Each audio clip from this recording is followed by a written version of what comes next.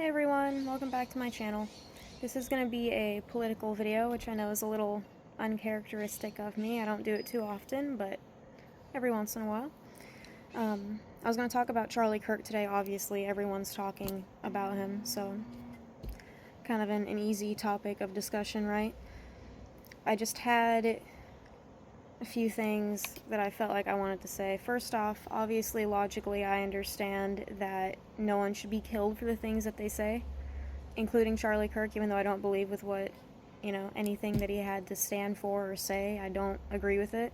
I don't believe that means he should have been shot and killed, but at the same time, I don't feel bad about it. And I don't think that's a crime. I don't think I'm like an evil, horrible person because I don't feel bad about it. I feel like there's a lot of people online that are treating leftists who don't feel bad for him as though we're like responsible for his death, as if I was up there on the roof shooting him myself because I'm not crying tears over it. You're not obligated to feel bad when someone passes away, especially if it's someone that you don't like, that doesn't mean that you're a horrible person. You're allowed to have emotions and feelings about someone passing away. We're all human beings at the end of the day, right? So that's not really, I just don't see the problem with that. Like, if you feel bad that he passed away and you won't genuinely feel sad about it, that's fine. You can feel that way. That's not a problem. But it's not a problem that I don't feel that way. We're allowed to have different reactions to it. Another thing that was kind of bothering me is the way that so many, like, celebrities, political figures, news organizations are, like, saying rest in peace to Charlie Kirk and saying that so many are just acting like he was this great guy when he wasn't. I feel like his history is being a little bit sanitized. Because I've been seeing him on and off since like 2015, and he's not this intellectually honest person that just loves debate. He argues with a bunch of college kids because arguing with a 19-year-old is easier than arguing with an adult that's actually going to be familiar with your debate tactics and with the manipulation that he uses when he debates, more like just argues with people. So yeah, that's also a thing. Like, I don't really view him as being intellectually honest in a lot of those interactions. I feel like he's just doing it to get views. And then there's just, I have like a list here of some of the crazy stuff that he's said, because it really does kind of drive me a little crazy that people are acting like he was this great guy.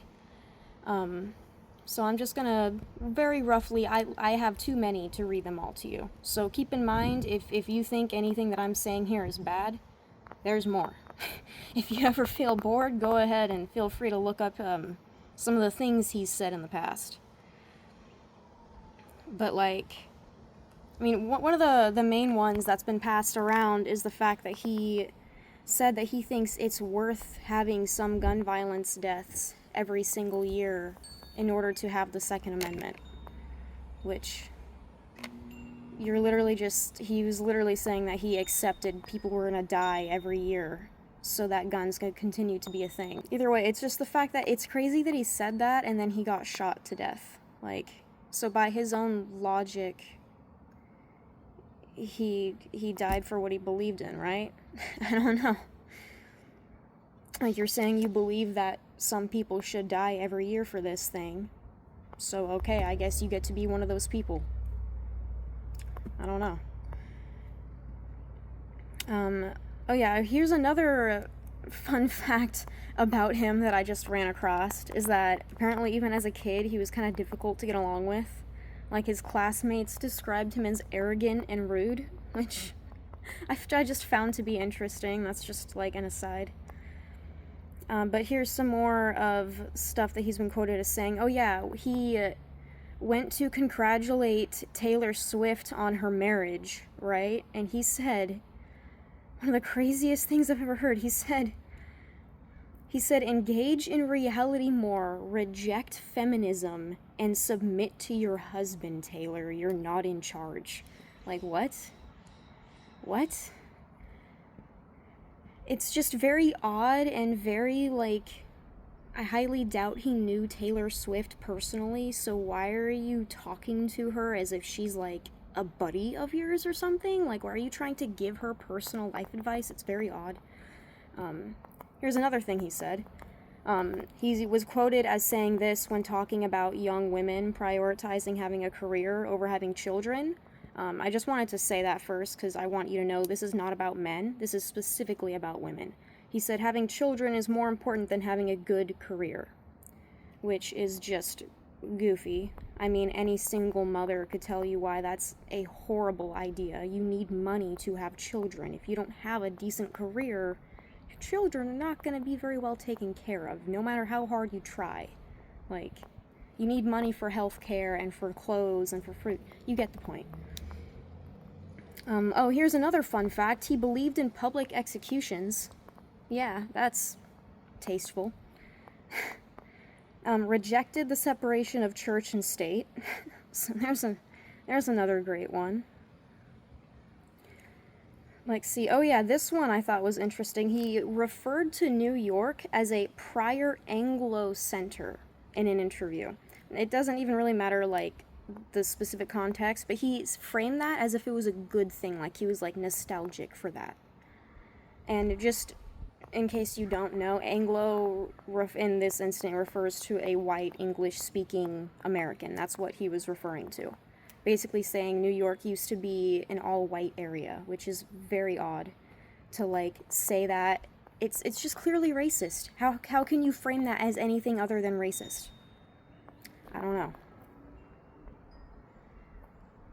And there's some things that he said that I'm not even willing to repeat on here. Like, he said some anti-Semitic stuff. If you don't believe me, just type in Charlie Kirk anti-Semitism into Google, and I'm sure it'll come up. I'm not reading it here. He's also surrounded by bigots and by hateful people. And I do think that, I assume we all know that old saying, you know, what is it? You are who you surround yourself with, or you are who you hang out with. It's something along those lines. And I think it's very telling whenever the people that he chooses to surround himself with are very explicitly racist, just hateful people. Here's one of them about the institution he founded. The group is called Turning Point USA, or is. The national field director, the former national field director, said some horribly racist stuff about some African Americans in a text. Again, I'm not going to say it, but you can Google it if you want. Just type in Crystal Clanton, and I'm sure it'll come up.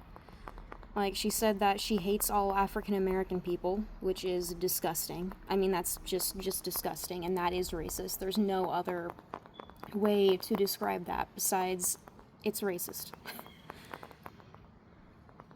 And then here's another one. So Meg Miller was president of Turning Point's chapter at the University of Missouri, and she joked about some African American football players getting killed at a college. And I'm not gonna say what she said, but she literally just said the N-word. Like, in the joke, it's about killing people, and she said the N-word. I think that's all you need to know. If you want to know specifically what it was, again, look it up. So that's 2 people now. There's also a third one on here. And one of the group's advisors, Rip McIntosh. That's an interesting name. What on earth? I've never met anyone named Rip before. Beside the point, I'm getting distracted.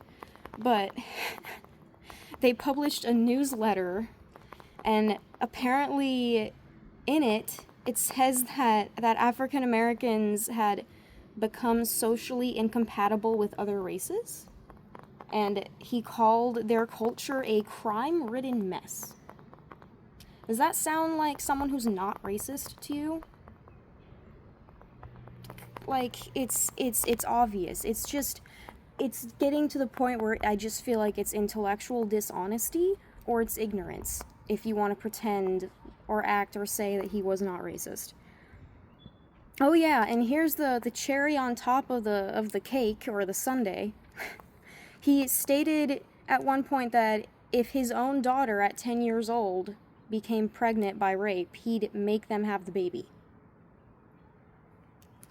I don't need to comment on that. I just feel like that's evil on the face of it, and if you need to be explained like why that's evil, then you gotta like a screw loose up here. I don't know what to say to you.